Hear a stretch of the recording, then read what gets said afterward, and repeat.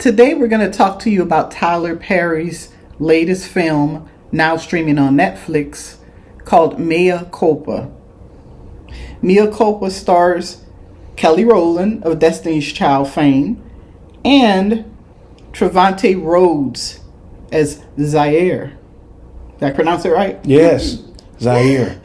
Zaire.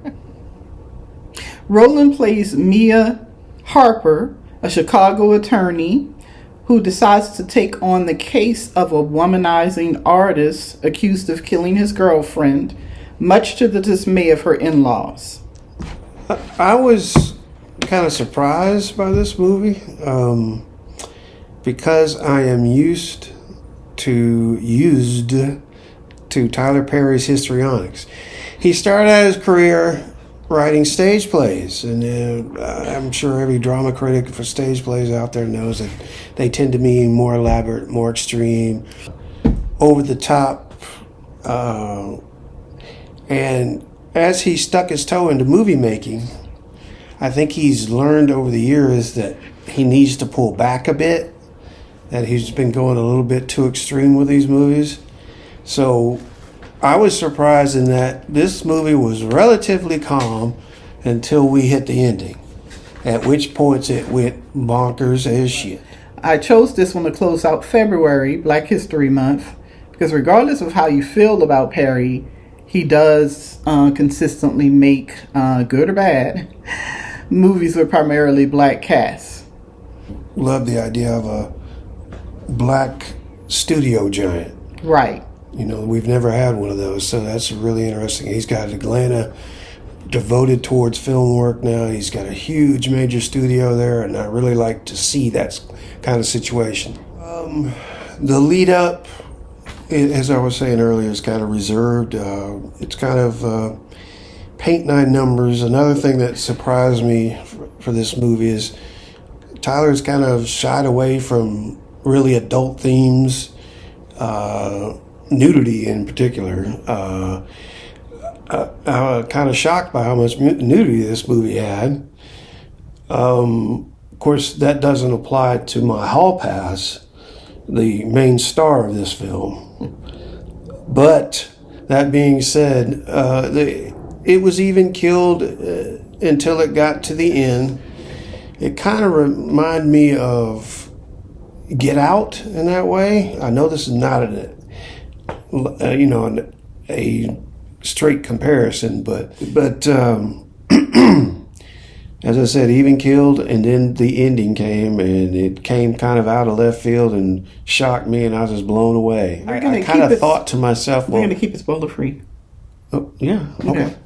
I kind of thought to myself that, gosh, Tyler's really changed his whole MO. This is going to be a straightforward drama with not a lot of histrionics, but that ending, boy, it really surprised me. Yeah, we were like, an hour and 45 minutes into the film before Tony kind of stopped it and be like, wait, we're like more than halfway through this film and there's been no drama yet or no... Wow, I can't believe it kind of drama.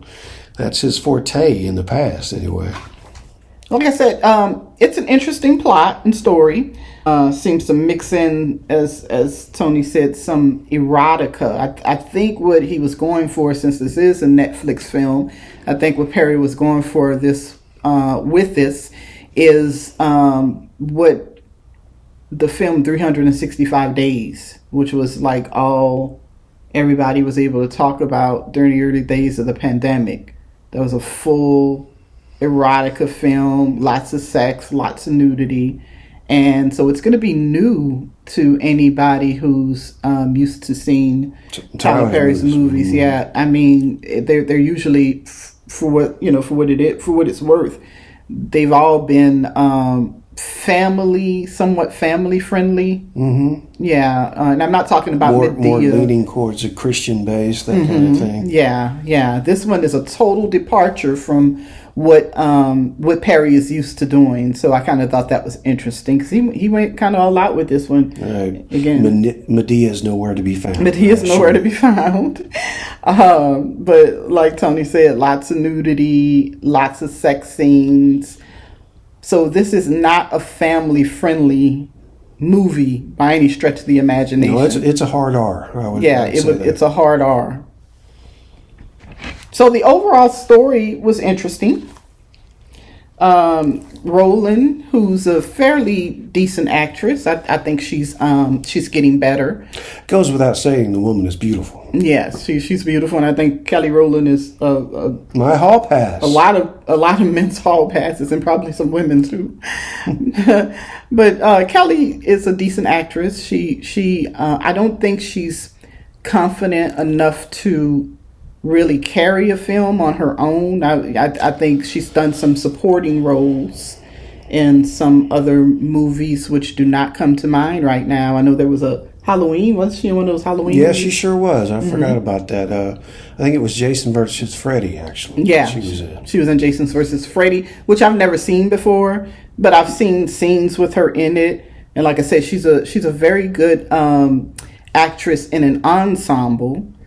But here she was good, but it seemed like as far as the acting goes, there was no real chemistry between she and her other co-stars. There was not even any real chemistry between she and Rhodes's character, Zaire. Like the country. I always... the Muhammad Ali bite. Yeah. Anyway, I'm kind of wondering, you know anything about this dude's history? I don't. The actor that played Zaire. I want to say I've seen him on some things before, but I'm not familiar with him. I mean, Kelly is the main, the most well-known actor in the cast. I asked because I think he was. It's not a big role. I mean, a challenging role per se, but I think he was a little over the top. One-dimensional, I guess, is a good way to put it. I think many of these characters were into it's a stereotype of a player, if the label player was put on somebody, what you would expect them to do and be. Yeah, and I actually had that in my notes that, as most Tyler Perry movies, you're going to get some over-the-top performances, right? You're going to get badly sketched characters. You're not going to get a lot of background. You're not going to get a lot of depth, right? In Mea Culpa, I actually would have liked to learn more about the characters, specifically the in-laws. There was a weird dynamic between Mia and her in-laws, which consisted of her husband's brother and her husband's brother's wife, her sister-in-law, which also happens to be her best friend, which in my opinion, she wasn't a really good friend because she was very weak. Weak-natured. But yeah, there wasn't any real chemistry between she and anybody in the cast, really. One performance of note did stick out to me, and that was an actress who plays Renee. Well, Renee plays a gallery owner who shares an intimate past with Zaire. I would have liked to see more screen time of her, but her character appears kind of halfway through the film in a pivotal plot point in the story. Kelly's a capable actress, and I think she's getting better, but she didn't seem to have a lot of chemistry with her cast members, with the other characters. I kind of think that maybe she should have done more roles after, like, the Jason versus Freddy thing, to get some more under her belt, more experience, that kind of thing. But I mean, she's not terrible. No, she's not. No, and I mean, she was really good in some of the more emotional moments. So she's very capable. I hate to say it. I don't think we have enough viewers for the Beehive to come after me, but she runs circles around Beyonce and acting because Beyonce just doesn't get it. I mean, I love Beyonce. I'm the secretary of the Beehive. That's what I like to call myself. But yeah, she's never been a strong actor. Kelly's actually a strong actress. She has done other stuff since Freddy versus Jason. I just don't remember what they were. Here and there scattered. I was thinking like some regular work, maybe. So yeah, so she's gotten better at her craft, and the opinions might be split about this, and from the reviews I've seen and people Black Twitter kind of roasting the film because it is a Tyler Perry film. I think he continues to get better at his craft. Mm-hmm. Yeah, as I was saying, I mean, until that last 15 minutes, I thought this was going to be a pretty much straightforward drama, laid back drama. And other than that ending, I mean, it could have been. Mm-hmm. What would you have preferred, for it to be a laid back drama, or do you prefer the ending? I can understand wanting a little bit of excitement and intrigue or what have you in your movie. I guess the ending was a little bit far-fetched for me. It came out of nowhere, really. Yeah, it came out of nowhere. So talking about just the overall story and plot holes, which are always going to get those with Perry movies, with most of them anyway. Because the characters were so underdeveloped, there were things that happened, and we're trying to keep this as spoiler-free as possible. Mm-hmm. A few hours after watching the movie, there were things that happened in the movie that kind of didn't make sense because they had an idea. There were some scenes where there's interactions with a couple of characters, one in particular who's integral to the plot, but you never get an explanation as to what was really going on with the person, right? So just things like that. Another thing that I found funny was... You didn't talk about the eating? Yeah, well, yeah, but there were a couple of shots. So if you remember, what was the name of that movie? I cannot remember. It came out during the pandemic. It was his last major... The last major was Acrimony. Okay, then probably the one before that. The one before that, and I should have done my research, guys. I don't remember the name of it, but it was the one when the woman married the dude that was conning her. Mm-hmm. If you've been keeping... what'd he say? He put that cigarette tray. Like, ashtray, bitch. Ashtray, bitch. Yeah, ashtray, bitch. So whatever the name of that movie was or whatever. So there was a scene in there, you guys might remember, when it was a scene in a diner and there's some extras that's supposed to be eating. And one thing that fans picked up on was the internet went crazy. The internet went crazy over a particular scene where an extra was supposed to be eating. But it was obvious this person was eating air. There was nothing there. Air. Yeah, they were drinking air. Right. So I think he overcompensated that.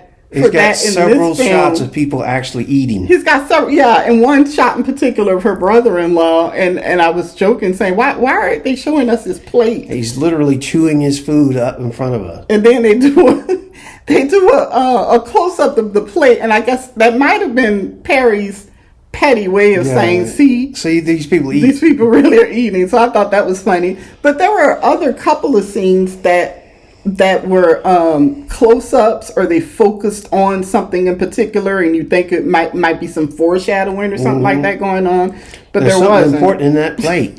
It Look hard. Yeah. There wasn't. But there wasn't. So that's one of the drawbacks, the plot holes, the unnecessary close-ups on character actions. But overall, I think it was a decent story. I mean, I've seen worse. It was. Oh yeah, I mean, on a Tyler Perry scale, this was like a 8, I'd say. Well, I don't know about that. I don't know. I don't want to clown Tyler Perry because no. I don't. It just, he makes films in a particular way, and everybody that's followed his career, including me, knows that. So, in terms of, I mean, maybe he doesn't want to make his movies more mainstream, but this was the closest to, I'd say, a traditional mainstream movie that he's done. That you've seen. Yes, that's true. I haven't seen everything. Because if you want to see Tyler Perry at his best, there's a movie, 2008, I believe. The 2008 film, The Family That Prays. It called the family. I think it's The Family That Prays Together. Preys. It stars Kathy Bates and what's that? Alfred Woodward. It stars Kathy Bates and Alfred Woodward. That was Holiday Heart. Alfred Woodward. Yeah, who plays a crack addict in Holiday Heart, which is another one of our favorites. It's become a holiday tradition for us to watch that. Also, a very good movie, so check it out if you get a chance. It doesn't have to be Christmas to watch it. It's set around Christmas time, but we watch it usually around Christmas. Robert Townsend directed. Robert Townsend directed Holiday Heart, starring Ving Rhames and Drag, and Alfred Woodward as a crack addict that he's taken in, she and her little girl. So it's another one. Check it out. Holiday Heart. But yeah, so if you want to see Perry at his best as far as story writing, editing, direction, and I believe he did he directed and wrote The Family That Prays. But that's a really good Perry film. Most people wouldn't even realize. Yeah, you need to check it out because it's really, really good. So he has it in him to be a capable storyteller. Overall, it was an interesting film. I mean, certainly seen worse. I'd say it's about a step or two above your average Tubi movie. Wouldn't you agree? Yeah, definitely. I don't think it's, as far as the story goes, it's not anything that you haven't seen before. It's your classic thriller with the sexual tension, cat and mouse games, and things like that. There were some things that I found a little distracting or, kind of took away from the film for me, but I guess that's par for the course with most Tyler Perry films. Yeah, some of his plotting becomes redundant. I mean, how many movies has he made about a black male character coming into a woman's scene, a woman that's lonely, neglected, and mistreated, and how he warps her mind with his good sex, and then it ends up horribly, let's just say. I mean, that plot he's done a lot of times. And those of us in the black community have also noticed that most of the villainous characters, the men in the film, have been dark-skinned. And I thought he had gotten away from that. He tried to flip it in a few of his other films, but it seems like he's back to the whole dark-skinned male character with a bad wig and some very, very precise hairlines. I don't know why he does that. That's treating the woman badly, but that's just another observation. All right, we're not going to be specific about the ending, but there was one moment in this movie that I applauded. It involves a trash can, and when you see it at the end, you'll probably cheer just like I did. I don't remember that, but okay.